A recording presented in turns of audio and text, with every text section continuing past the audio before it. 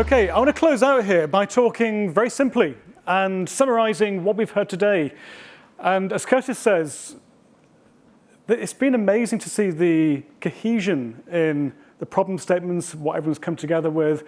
And I honestly did not make these slides after you all talked, so you may see some common themes here. But I want to talk about why Armis and why now. And there are three themes that are very apparent to Armis, and I've heard them time and time again today. And those are cyber resilience, modernizing, transforming, optimizing our environments. From a cyber resilience perspective, we can't stop the cyber attack, but what we can do is try to mitigate the impacts on operations through cyber attack. That's the important thing. From a modernizing and digitizing perspective, I see goodness here. We are in a renaissance of technology. We see incredible new hardware, new software, new ways to connect like never before. We can now control our supply chain, our operations, like we've never done in the past. That's good. And from an optimization perspective, the bottom line and productivity matters. It can be the difference maker of our quarterly earnings results or not.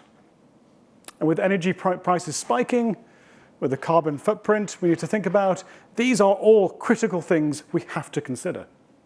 So these three themes, Armis is incredibly passionate about. I want to just double-click very quickly into each of these and then bring it home. Let's start with cyber resilience. As Gene said this morning, cyber attack is on the rise. Guess what? It's not going away. Why is that? Well, there's a massive business here. And the attackers will always want to choose the easy button. They'll always want to look for open credentials or default passwords. Yes, people still do that. Or access to the Active Directory domain. And what's happening with all these new connected devices that we're seeing explode onto our environments is the number of exploitable vulnerabilities is out of control. We are literally giving an open platter to the attackers to go, here you go. This is the easy button, guys. That's exactly what we're doing. And what does that do? The attack surface grows and grows and grows. So it's not linear, this is exponential. And as that attack surface grows, so does the number of alerts, the number of events, the number of CVEs. If I'm an analyst, I come in every morning and I see another 10,000 alerts or 55,000 CVEs I need to look at. Is that good? The answer is no. What happens as humans is we become numb to this. This becomes noise, white noise, this frothiness. How on earth do I cope with thousands of alerts, events? It's mind-boggling what we need to do here. The problem is we do not have enough visibility. We have to up-level our visibility, but not only that, we have to add the context of what we're seeing, the insights of what we're seeing, in order to start to reduce this noise. I talk about it as improving the signal-to-noise ratio. If we don't do this now, there is no hope for us in the future. I'm sorry to be very blunt, but the alerts are going up at an astounding rate. And if we don't start to pull back and provide clarity on what actually matters, we won't be able to cut through that noise in the future. So we need context of what's going on. And the need here is very, very simple. Focus on what actually matters. Cut through that noise, focus on the business issues as we discussed today. We also need to make sure we up-level our visibility. Find out the who, what, where, when of all the asset intelligence, as we've been discussing. And the big question is, how do we go do that without impacting our operations? Next one is around modernizing and digitizing, transforming ourselves. And again, the good news here is we've got more technology than we know what to do with. The costs of hardware are plummeting. The costs of connectivity have plummeted over the past couple of years. Just to give you an example, The ability now for us to connect our devices is unparalleled. With high-frequency 5G, we can now put about 1 million devices per square kilometer and connect those all back. With 6G coming up, we can have 10 million devices per square kilometer. Just try to imagine that for a second. I haven't done the math on that, but it's probably quite dense. So this is giving us the ability to inspect our business, monitor, control it like never before. However, there is a side of risk to that. Obviously, as we just said, the more stuff we put in, it's just math, it's statistics. The risk goes up. So how do we do this? How do we transform ourselves while also reducing risk? And how do we do that in a way that doesn't disrupt our operations? And finally, on optimization,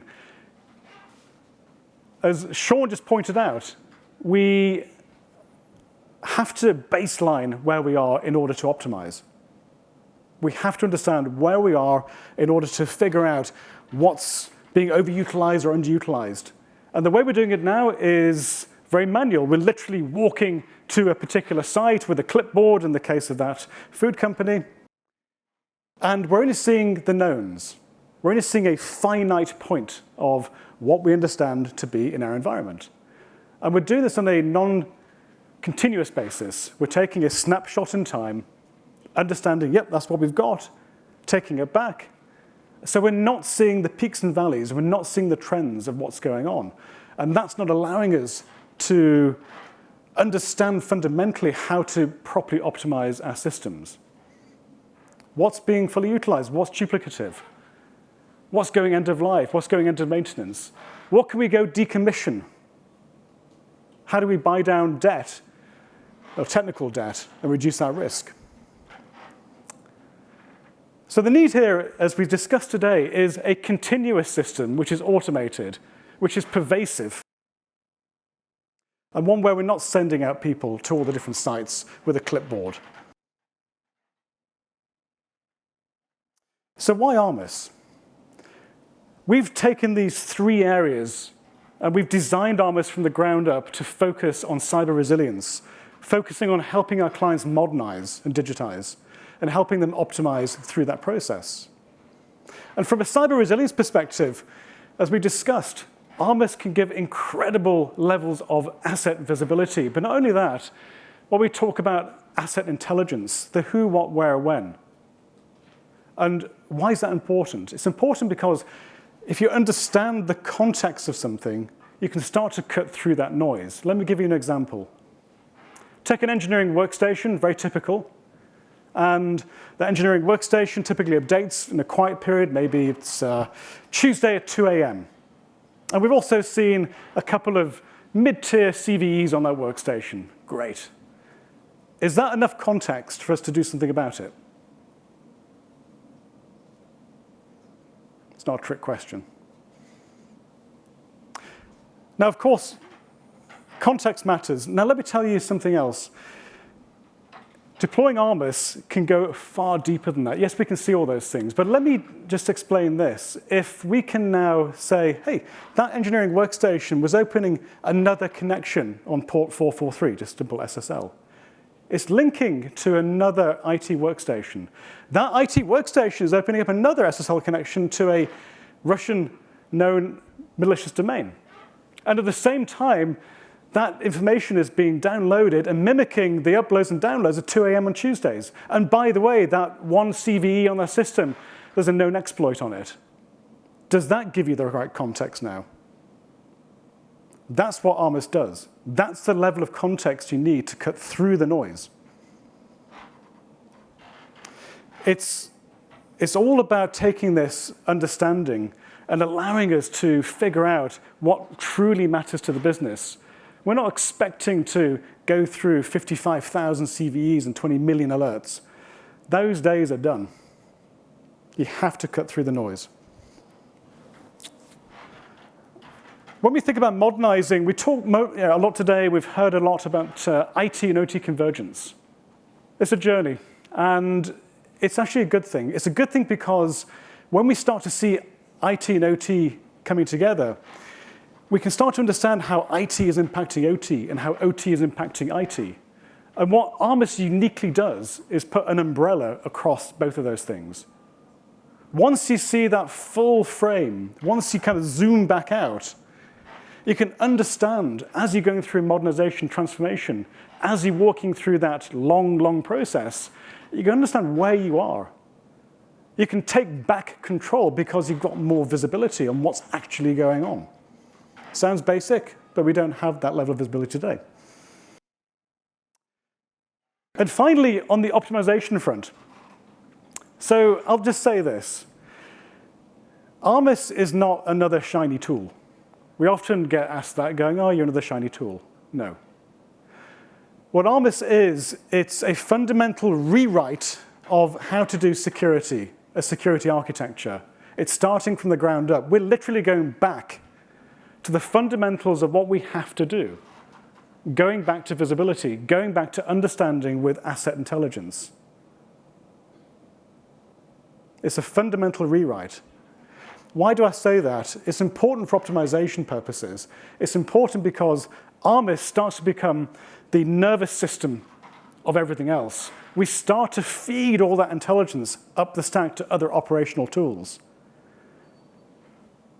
To workflow, orchestration, SOAR, as just Sean pointed out, to ticketing systems, making CMDB more accurate. We start to become that nerve center. And we start to do it by reducing the noise as well. As well as that, the Armis was designed from the ground up to be a very easy thing to go deploy. We don't want to add more operational complexity. And it can be deployed within literally minutes. There's no truck rolls, there's no maintenance, there's no going on site every 5 minutes. And the learning time is 0. It learns automatically. Now, the beauty of all these things coming together is that we start to see a much broader picture of what's exactly happening. And by doing that, we can start to understand utilization of all the hardware, all the software components, all the hierarchies working together. We can start to then understand, how do we remove technical debt? How do we reduce the burdens on our systems? How do we reduce our energy consumptions? Because we understand everything. It is a very, very, very powerful thing once you have that data.